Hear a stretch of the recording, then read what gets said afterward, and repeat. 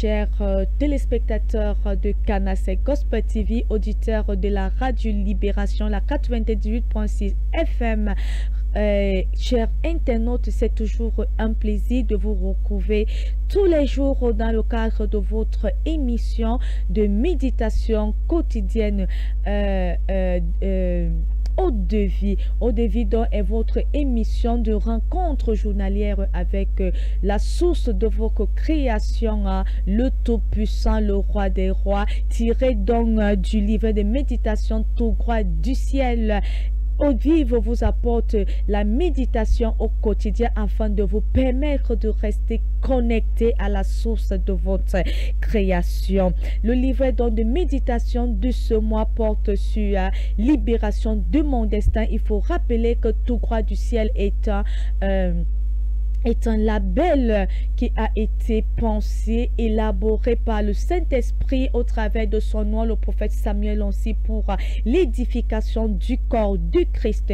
Alors, à la cathédrale des signes et des prodiges bergerie, mais que dirige loin de l'Éternel, le prophète Samuel Onsi, avec de nombreuses branches sur l'étendue du territoire camerounais et au-delà des frontières camerounaises, vous pouvez vous procurer un livret de méditation qui ici à votre problème, car de ce côté-là, il y a des livrets de méditation à plusieurs thématiques. Vous avez des défis dans la santé, dans votre foyer, dans votre destin marital, dans des finances, dans vos affaires, dans le ministère, quelle que soit la situation. À la cathédrale des signes et des prodiges, vous allez trouver un livret de méditation à votre disposition. Et lorsque vous entrez en possession de ce livret, et que vous vous mettez à méditer ce livret au sorti des 30 jours qui sont réservés à ce livret de méditation, bien aimé, vous allez recevoir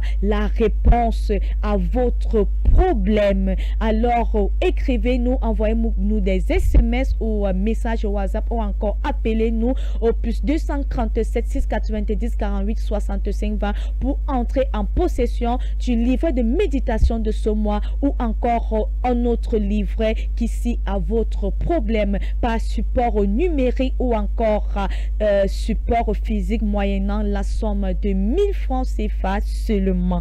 Alors le livret de méditation de ce mois est libération de mon destin. Loin de l'Éternel dont a choisi de nous édifier ce mois sur la libération de notre destin, car un fardeau, comme il nous disait à l'entame de ce livret, un fardeau est monté dans son cœur car il a constaté que bien qu'étant enfant de Dieu, plusieurs n'entrent pas dans leur destin et encore moins l'accomplissent. C'est pourquoi il a choisi de nous édifier sur ce thème afin qu'au sortir de ce livret, toute personne qui va prendre au sérieux le thème de ce mois, la méditation journalière de ce mois, il saura pourquoi Dieu l'a créé, quel est son but dans le plan divin de Dieu sur cette terre, et il va accomplir son destin.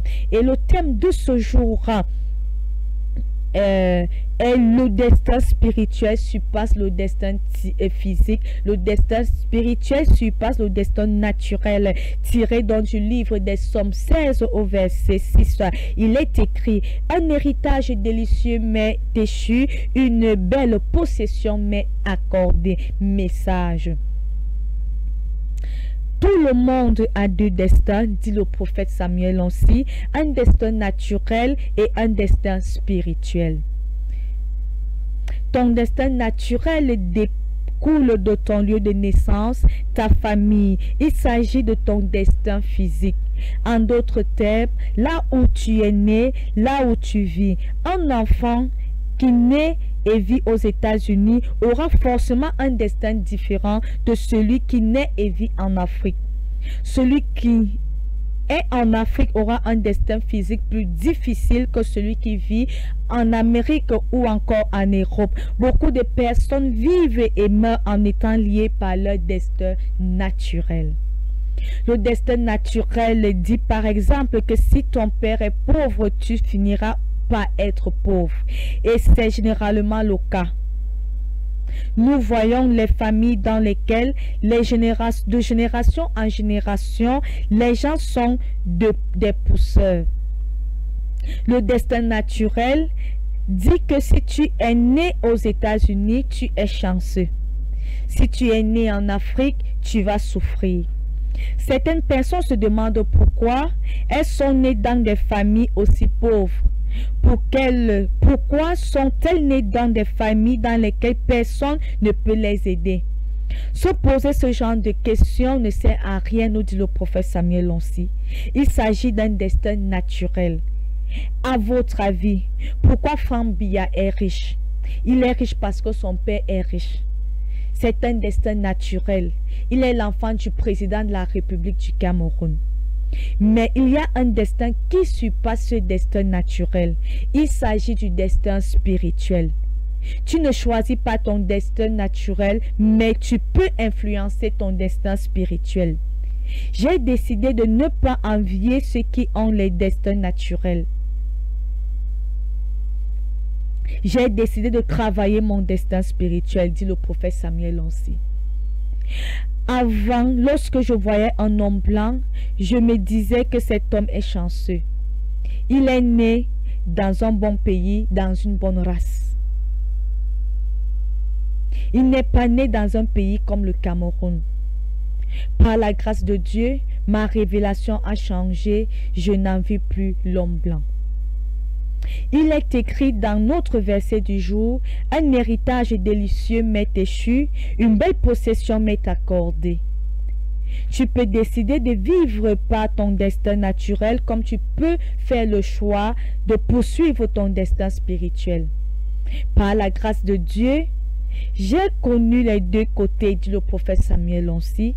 Je suis né dans une famille très riche. En tant qu'enfant, j'ai vu la richesse. Mais un moment est venu où je devais choisir mon destin naturel ou spirituel. Par ton destin naturel, tu es limité. Par ton destin spirituel, tu es illimité. Beaucoup sont morts parce qu'elles ont vécu selon leur destin naturel. Mais la Bible dit qu'un héritage t'est réservé. Je veux que tu oublies ton destin naturel. Amen. Alors, nous bénissons le Seigneur Jésus pour cette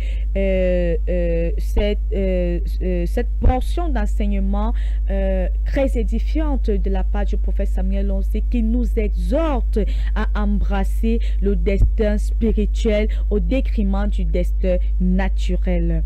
Tout le monde a un destin naturel et un destin spirituel prévu d'avance par celui qui t'a tissé sur le sein de ta mère. Ce que nous dit le prophète Samuel Lonsi d'entendre déjà, il nous le fait comprendre. Si Dieu présentait à chacun les avantages et les inconvénients de naître dans un tel endroit du monde ou pas, alors j'ai la ferme conviction que peu de personnes allaient choisir de naître dans des familles en Afrique, dans des familles en Afrique, dans des familles de race noire ou encore dans le continent africain. Donc si d'antan Dieu mettait la balance, il disait que ok, choisis, voilà les avantages de naître étant en blanc en Europe, et si voilà voilà ce qui t'attend si tu nais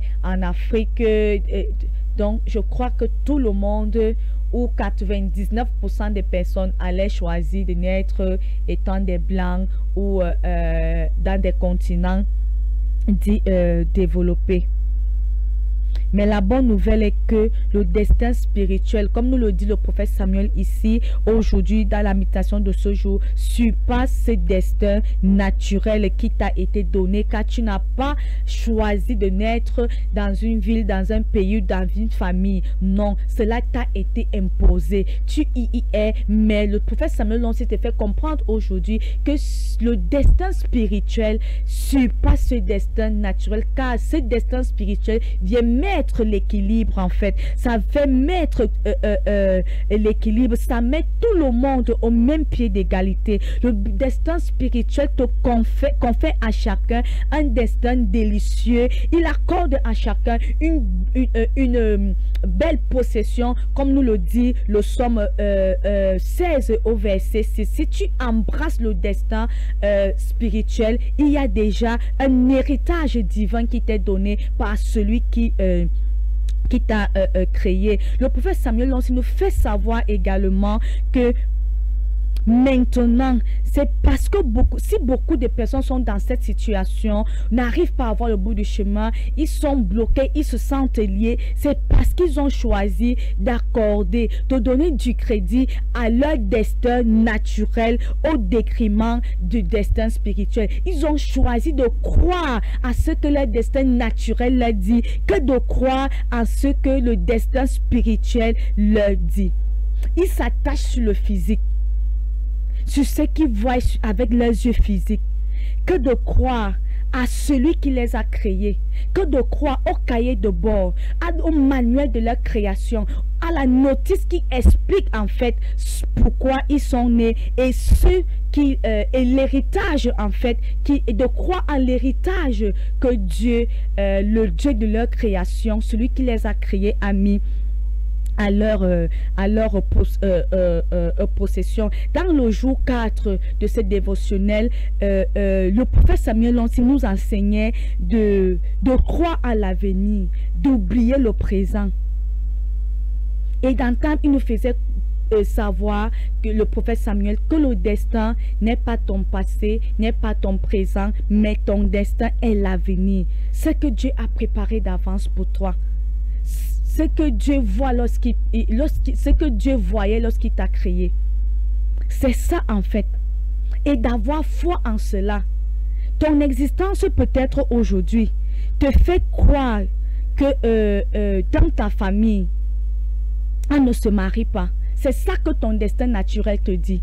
Ton destin naturel te dit peu importe que tu sois enfant de Dieu ou pas aujourd'hui, mais dans cette famille, on ne se marie pas. Dans ces villages, les filles accouchent sur place dans la maison de leurs parents et personne ne les épouse pas. Il t'appartient soit de croire à ce destin naturel ou de rappeler à ton destin naturel que ton destin spirituel qui dépasse ce destin naturel te dit c'est Dieu qui donne un foyer à ceux qui n'en ont pas. Alléluia. Peut-être ton destin naturel te dit le deuxième nom de chaque personne dans cette famille, c'est la pauvreté. Ça, c'est le deuxième nom de tout le monde dans cette famille, c'est la pauvreté. Donc, par conséquent, que tu sois enfant de Dieu ou pas, tu vas aussi finir pauvre, car le deuxième nom, l'identité de tout le monde dans cette famille, c'est la pauvreté. Il t'appartient à toi de choisir de croire en ce destin naturel ou de rejeter ce destin naturel avec tout ton cœur, avec toute l'énergie de ton cœur, en disant non, mon destin spirituel me fait comprendre celui qui m'a créé, le manuel qui explique l'œuvre de la création que je suis, me dit que Christ s'est fait pauvre, des riches qu'il était, pour que moi je sois enrichi. Ça dépend de toi. Dans ce chaos où il n'y a pas d'espoir, je ne sais pas la situation par laquelle tu passes, mais tout autour de toi ne montre même pas qu'il y a lieu d'espoir. En fait, c'est comme ça de génération en génération.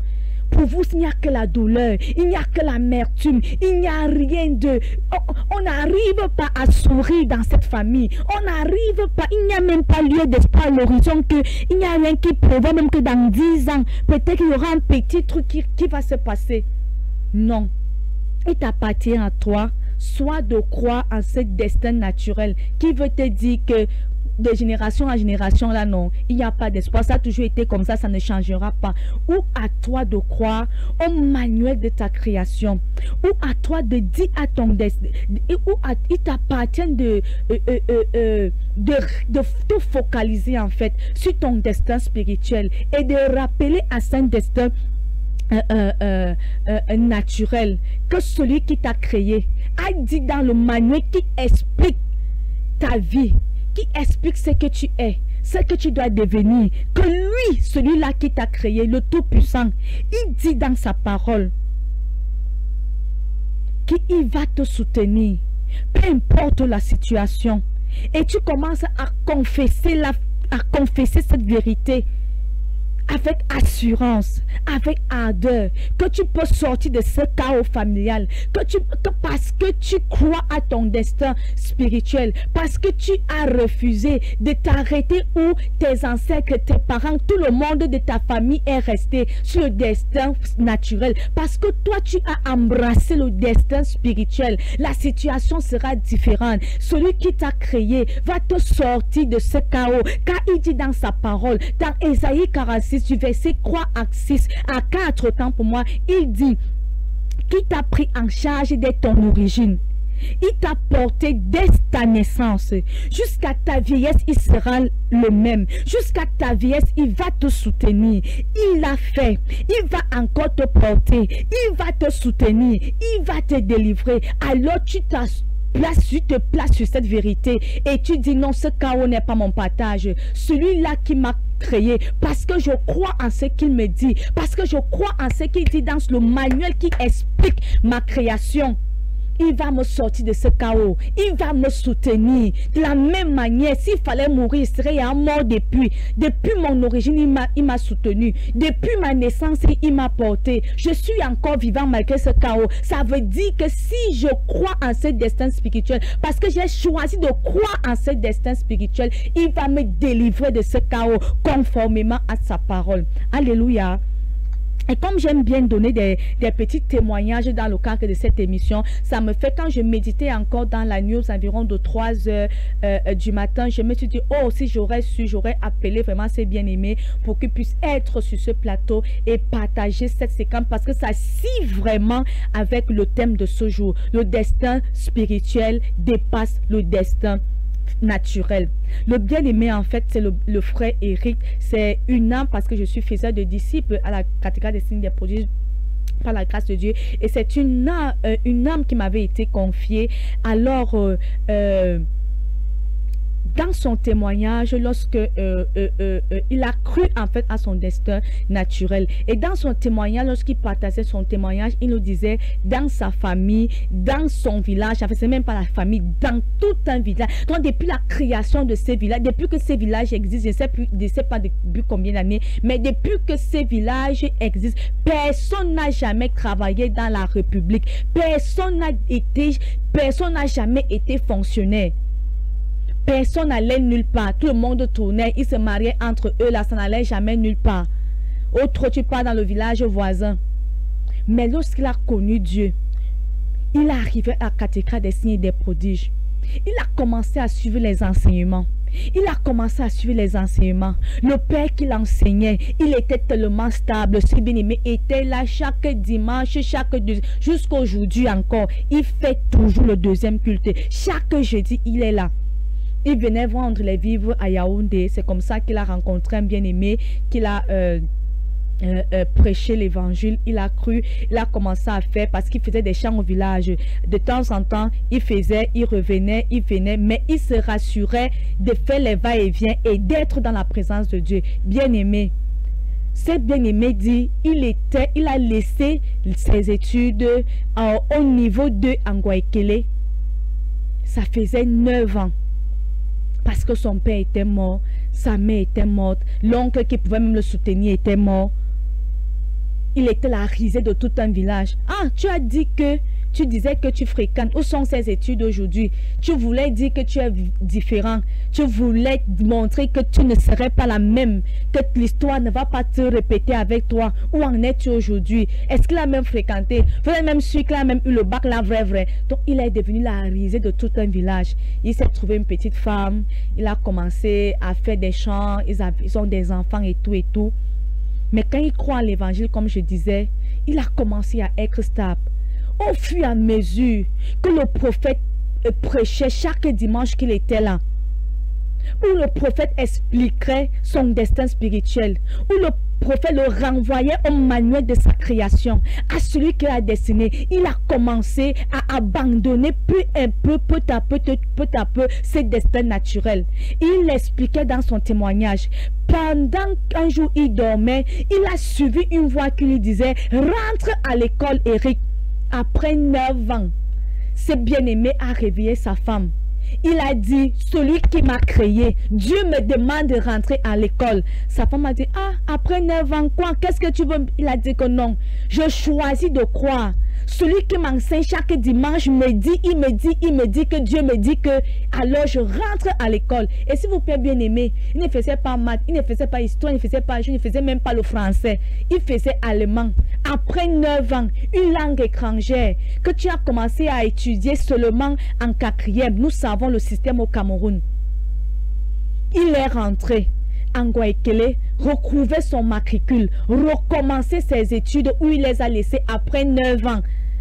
Tout le monde riait. Le village était en l'air que celui-ci va encore nous montrer quoi. Ça ne, la honte, c'est comme ça qu'il est rentré à l'école, bien aimé. La première année, il a validé, parce qu'il a arrêté au niveau 2, donc il a repris son matricule au niveau 2. Il a pris en 2e année, il a validé, il est parti en 3e année, niveau licence, s'il vous plaît. Quand il donnait son témoignage, il l'a eu avec une note de plus de 15,80 quelque chose, allemand, une langue étrangère qui n'étudie. Et la même année-là, il fait l'école normale de Yaoundé. Nous savons le système au Cameroun. Il fait l'école normale de Yaoundé et il réussit avec la mention. Aujourd'hui, il est à l'école normale de Yaoundé. Il s'apprête à sortir proviseur. Un jour, on va le recevoir sur ce plateau. Alléluia. Voilà quelqu'un qui a choisi de détourner son regard du destin spirituel que l'avait offert sa vie. Un village où personne n'arrivait à voir, où personne n'avait jamais travaillé dans le gouvernement.